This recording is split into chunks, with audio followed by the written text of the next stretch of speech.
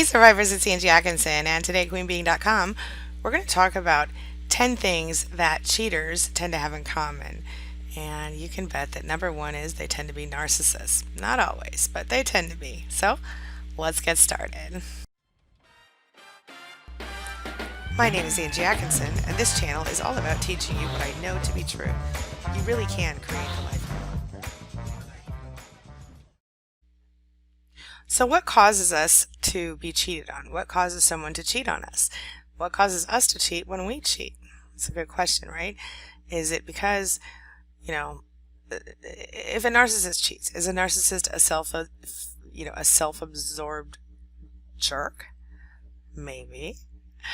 Is there just dysfunction that can be fixed, below the surface? Maybe. But from what I understand, most research tells me that there's a pretty common set of personality traits that, occur among cheaters. Things that are different from those who don't cheat, okay? The sooner we understand what these traits are, the sooner we are going to be able to protect ourselves from having this happen to us again or at all, right? So let's get started on that. All right, we're going to start with the obvious number one kind of cheater or type of trait that cheaters tend to have.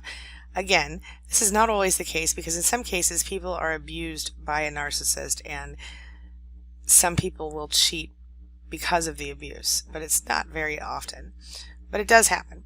So the number one trait of most cheaters is they're narcissists. In most cases, at the very least, if they're not a narcissist, they have I think they're somewhere on the spectrum, all right? So, they tend to be very selfish, they tend to be a little greedy, they tend to think only of themselves. And a narcissist typically will be very blatant with their sense of entitlement. They will do whatever they need to do or they think they need to do in order to get their narcissistic supply. And of course, they're always happy to go above and beyond the call of duty when it comes to that. You know what I'm talking about? So the thing is that we all know what narcissistic supply is, don't we? But just in case we don't. It basically means the person, it's the type of support that you give the narcissist. It is you offer them a certain amount of, pedestal holding. You hold them up on a pedestal, right? Or you give them emotional support, or you give them financial support, or you help them in their career, or whatever. Okay, you have some quality that the narcissist likes about you. That's what makes you a narcissistic supply. It tends to be I think that why we call ourselves narcissistic supply when we are abused by a narcissist is because narcissists literally use us like objects or supply to feed their ego. It's kind of like a vampire sucking the blood out of someone.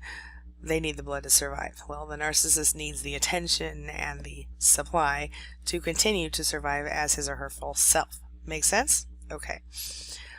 So essentially, to put it basically, not only are narcissists self-absorbed, but they're always looking for a better deal. They're always looking for their best interest, and they're always only concerned with their own feelings.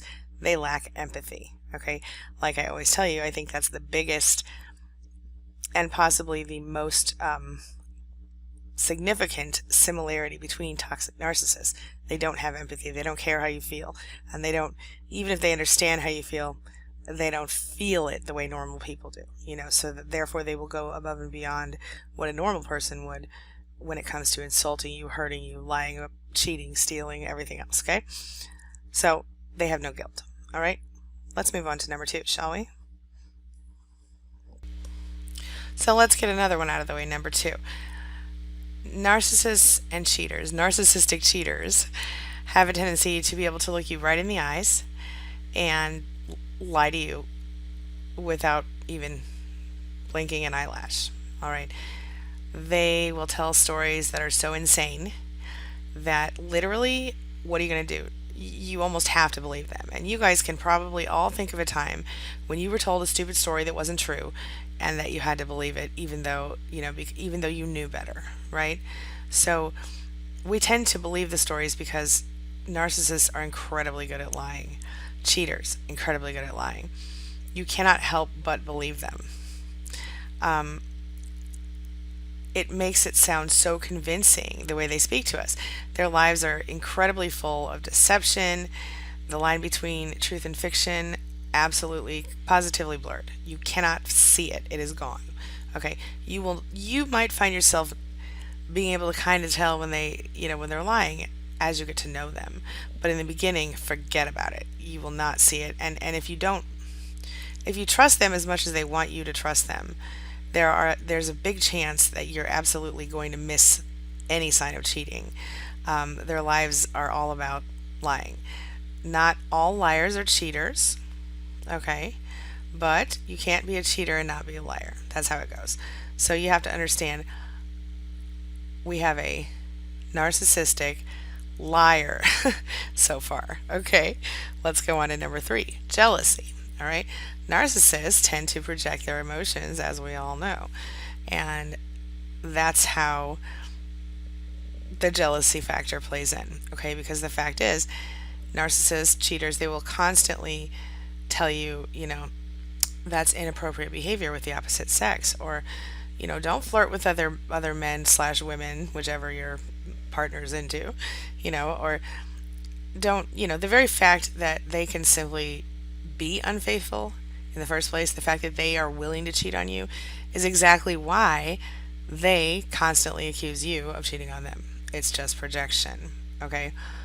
They're so deep into it, and they're so scared of being caught or not. They're so into the whole cheating thing that they're literally thinking themselves, well, if I'm doing it, maybe he or she is also doing it. You feel me? Okay. So, honestly, it's projecting. It's projection. So, understand, if your partner starts accusing you of being crazy, starts acting like, you've done something wrong, starts calling you out on, I don't know, stealing money from the family, or him, anything that they accuse you of, there's a chance that they're also doing that thing. All right. Okay, let's go on to number 4. Another thing that cheaters and narcissists tend to have in common, cheating narcissists, is that you can never be enough for them. Okay, it does not matter what you do. There's always a problem. They want more money. They need more, recognition at work, or they need more of your attention, or they need more attention from your friends. They will not be happy or satisfied, not for long anyway. And the fact is that because narcissists are often secretly very insecure, they require a constant supply of admiration, attention, ego boosts, stroking, you know what I'm saying? They're constantly looking for the big thing, the next piece of, they tend, they have a low threshold for relaxation. They have a low threshold for boredom, and they're bored very quickly, you know what I'm saying? And so they really always need something to keep them going, keep them excited and happy. Now, of course, you will try to fulfill all of those needs, but what will happen is that you will give. They will take, and it will still never be enough. Okay, and because of that, they always want to feel like they're the center of attention. They want to feel needed, wanted, excited about everything. New love is good for that.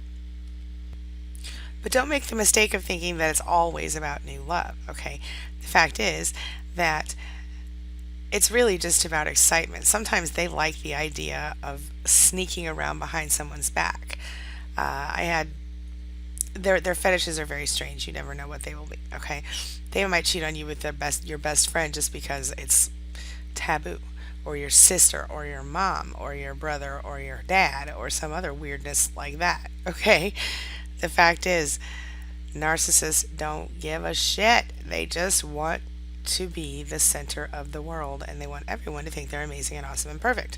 And if you're not thinking they're amazing and awesome and perfect, they'll be happy to hurt you and hurt you and hurt you and brainwash you until you have no choice but to continue to bow down to them. If you become especially adept at pleasing them, especially adept at, you know, fighting with them in a way that they enjoy, which you will almost certainly not enjoy, then you might get stuck on the long supply list where you stay in their little circle of supply. Some people like to call it a narcissistic harem, and you become one of many sources if you're not already. Yeah. All right. So another trait of a cheating narcissist is flirting. All right. Yeah. Sure. They're not always huge flirts. Sometimes narcissists are a little bit reserved. Those are the more introverted narcissists, the covert type, right? But in general, even the covert narcissist might flirt just differently than the overt narcissist, okay? They, in general, narcissists, now of course there are such things as asexual people in the world, but in general, narcissists need an incredible amount of validation, and especially regarding their appearance and their ability to pull one, right? So they are always looking to get attention from the opposite sex or the same sex, whatever they're into. They will see any kind of flirt, even an innocent flirt or a friendly gesture, as an invitation for further, potential activity. So what happens is that they'll start to mess with you in the process and mess with your self-esteem because they lack self-esteem, and so of course they require additional bolstering from other people.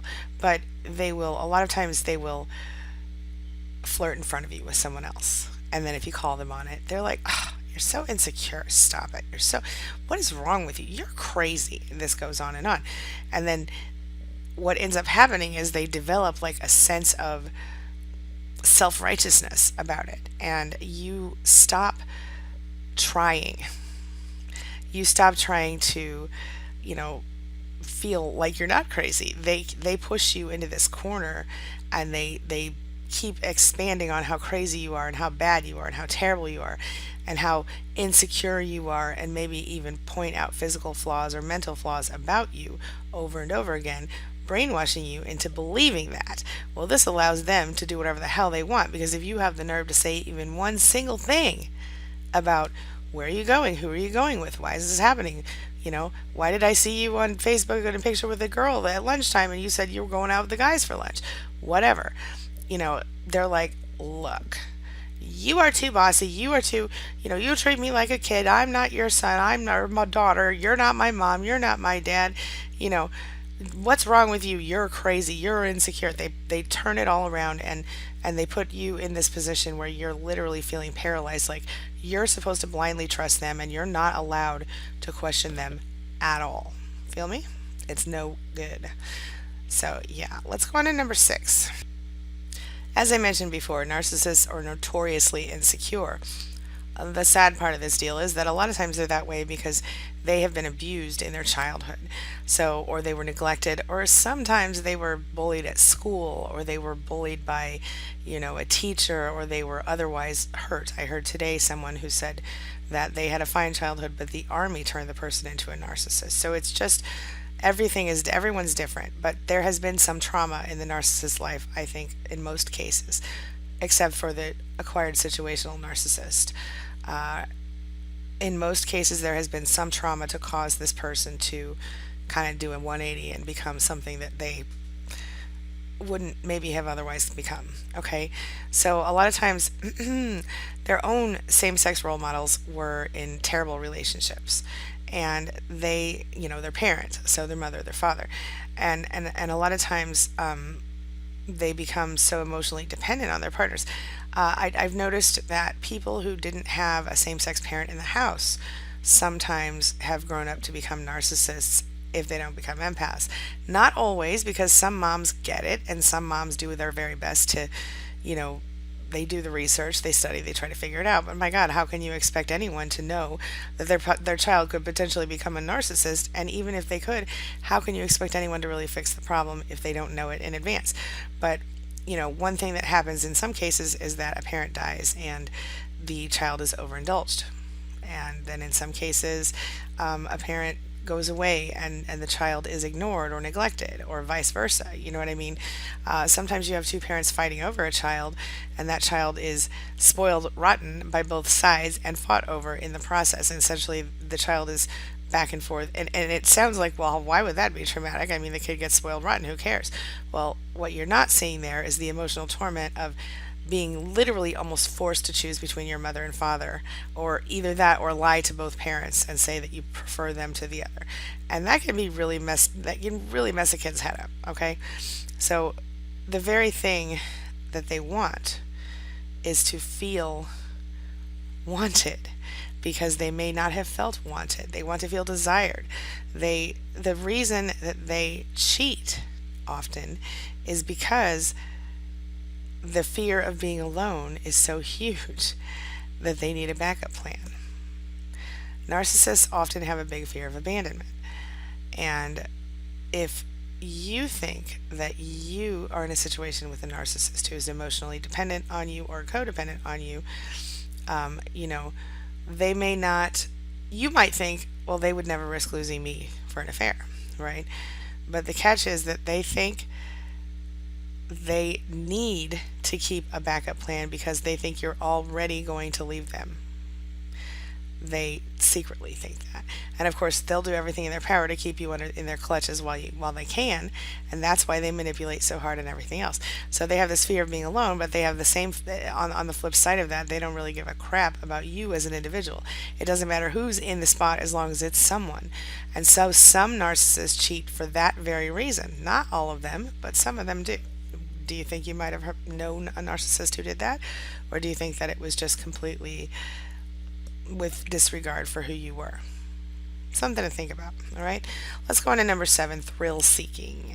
Thrill seekers, they need, like I said earlier in this video, narcissists become extreme risk takers. They cannot, they cannot stop because they need that rush. They need to feel that's something important. And we've talked about this before. I've talked about the science of this with you. Narcissists need excitement, excessive excitement often, because if they don't get it, they feel bored, they feel tired, but it's because they literally feel like addicted to this type of thrill. And it's because of the fact that their bodies don't produce dopamine properly. We have the same problem as people who were abused by a narcissist. They kind of infect us almost with it. But so when they have had to learn to deal with whatever it was that caused them to be here in the first place, they lost the ability to properly produce dopamine, and so they need those adrenaline rushes. So it's kind of sometimes sneaking around and cheating is exciting, and narcissists will continue to do it in order to get that secret thrill. If they really care about you, they might hide it, but they might still do it. So, yeah. And if it's not sex, it might be drugs or something else that you don't want them to do that they're going to do anyway. So, number 8, bad ethics, no ethics, lack of ethics, lies about ethics. All right. If your narcissist has told you, hey, I cheated in the past, look closely, all right? Because this can very often indicate that they'll do it again. What they say, once a cheater, always a cheater, but I don't really know if that's entirely true. In most cases, I think I've known some empaths who have been pushed to the point that they were devastated, and who someone else on the outside saw this and came in and kind of swooped in, and the empaths have cheated. Does that make them wrong? Well, that's not for me to judge, okay? But in the case of a narcissist, even if they straight up swear up and down, swear to God, swear on their mother's grave, whatever, of course their mother's probably sitting somewhere over in the next town because they're lying about everything. But whatever they swear about, swear by, they're going to swear that they will never cheat, and you're their soulmate, blah, blah, blah. But then, of course, if they've told you, I cheated on my ex for this reason or that reason, they've pretty much said to you, I'm a cheater. So if you know that, okay, now I know what you're thinking. You're like, well, yeah, but the ex was such a bad person. The ex was a crazy person. The ex was horrible and terrible and blah, blah, blah, blah, blah, right? Sure, sure. That's what they all say, all right? All narcissists will tell you that, my ex was a crazy bitch. My ex abused me. My ex did this. My ex did that. Now, some cases, that person's telling the truth. But in the case of a narcissist, most of the time they're not, or they're flipping it around and they're saying to you what they did to the person, okay? So don't buy into it. Understand that it doesn't matter if a person was a bitch. It doesn't matter if the narcissist says, well, it was really already over anyway. It doesn't matter. All that matters is that they had committed to that person, and before telling that person that it was over, they had sex with another person. You know what that is, my friend? That's cheating. Hear it. Like Oprah says, when somebody tells you who they are, what do? You believe them. Hear it. Yeah. All right, we're almost done. I'm sorry, I keep talking. Um, distorted view of reality. All right, cheaters, narcissists. Where do you think they get it from? Oftentimes, they grew up in a home where they watched one or both parents cheat. Not always. Or maybe the parent was somehow abused by, a narcissist. Maybe the parent was a narcissist and abused the other parent, or whatever. I don't believe that necessarily. I mean, although there have been some studies that have shown that that narcissists have a reduced area of the brain that is the part that's attached to empathy. But in general, I don't believe that narcissism or any other kind of personality in the cluster B is actually genetic. I think it's nurture versus nature. In this case, I think it's nurture. Personally, I can see how some nature might be involved, but I really believe it's nurture. Okay, so narcissists, because of the way they were raised in some cases, they may have seen a father womanize, or they may have seen a mother cheat, or they may have seen them both cheat. They grew up in a way that often their same-sex parent cheated, and then they know nothing better. They are more inclined to think it's okay, or that everybody really does it. And of course our society does not help with that when we have websites like Ashley Madison and all that crap out there. But I always do feel kind of amused when stuff like the Ashley Madison names come out. I think it's kind of funny. I don't know. Anyway, not because of the victims, but because the cheaters are exposed, whether they like it or not. Because even the intention of cheating, even signing up on that site, shows you that there's a possibility of cheating, right? Okay. All right, number 10, lack of respect. Or no respect. Inability to respect anyone else. This is interesting. Okay. So something that I find very interesting is if you watch how a man will treat his mother, or a woman will treat her mother or father, most often her father, and the way they behave around that parent, it really tells you a lot about who they are. Okay. If we're talking about a male, if he has no respect for his mother, if he cusses at his mother, if he's rude to his mother, if he, blah, blah, blah, blah, one of two things is going on. Number one, either he has no respect for women, and he was modeled, his father modeled that behavior to him growing up, or number two, he's a spoiled rotten brat, and he might still be a narcissist. Okay. Either way, or number three, I guess the other possibility here is that the mother's a narcissist and he's had enough. On the other side, if you see that a narcissist if it's a male, holds women in high regard, because he treats his mother with love and respect, or he treats another relative, sister or whatever, with love and respect, then the fact is he's less likely to cheat on you. Same deal with a woman. If you see her talking bad about men, if she says that she cheated in the past, if she says something like, I've cheated on everybody I've ever been with except for you, I would question it. I would not expect her to be a faithful person, or a narcissist in general. Like I said, some narcissists don't cheat physically. Sometimes it's an emotional affair. Sometimes they do drugs behind your back. Sometimes they go drinking behind. Sometimes it's going to strip clubs, or it's porn, or it's whatever, porn addiction, or whatever it is. Whatever it is, there's just something that it's got to be a secret. It's got to be hidden. It's got to be, So there it is. These are just a few of the traits that most cheaters will have in common, okay? And not all cheaters are narcissists, like I said, and not all narcissists are cheaters, but a larger percentage of narcissists are cheaters than almost any other type of diagnosable part of the population, if that makes any sense. So just remember this. It's never acceptable, it's never okay to be disrespected by anyone, narcissistic or otherwise. And you owe it to yourself to be your own backbone, stand up for yourself, and protect yourself in the same way that a good parent would protect a child. All right? Sometimes we have to reparent ourselves. Sometimes we have to imagine ourselves as though we are as fragile as a child, and we need to hold ourselves in that high of regard. If you have a child or you love a child, you know exactly what I'm talking about. You should not make excuses for the narcissist's bad behavior, okay?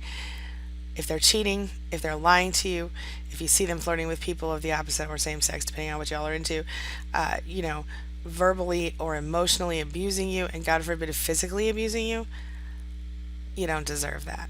I always tell my clients, and I told you guys before, I have 3 deal breakers in my marriage. Number 1, don't hit me. Number 2, don't cheat on me. And number 3, don't hurt my kids. Okay, number 3 came along after the kids did, obviously. But I want you to think about what your deal breakers are in a relationship, and if they include cheating, and you've tolerated it in your relationship, what are you doing? Should you still be there? I don't know. It's up to you. I wouldn't judge you if you chose to stay. I just personally have major issues, and I don't, when it comes to cheating, I'm not interested in a cheater. So that's me. But what about you? Have you been cheated on before? Did you stay? Did you go? Are you working on getting out now? What's happening? Tell me all about it in the comments below. What traits would you add to my list? Let me know. I'll see you soon. Thanks as always for letting me be a part of your day and a part of your life. And hey, thanks for being a part of mine. I'll see you soon. It's my mission to teach others what I know to be true. You really can create the life you want. Take care of your body. Take care of your soul. Nurture the real you and introduce him or her to the world. Be comfortable in your own skin and in your place in this world. Take your spot. Take it now. And the universe will take its cue from you. You feel me? If so, subscribe to my channel. Let's get it done together.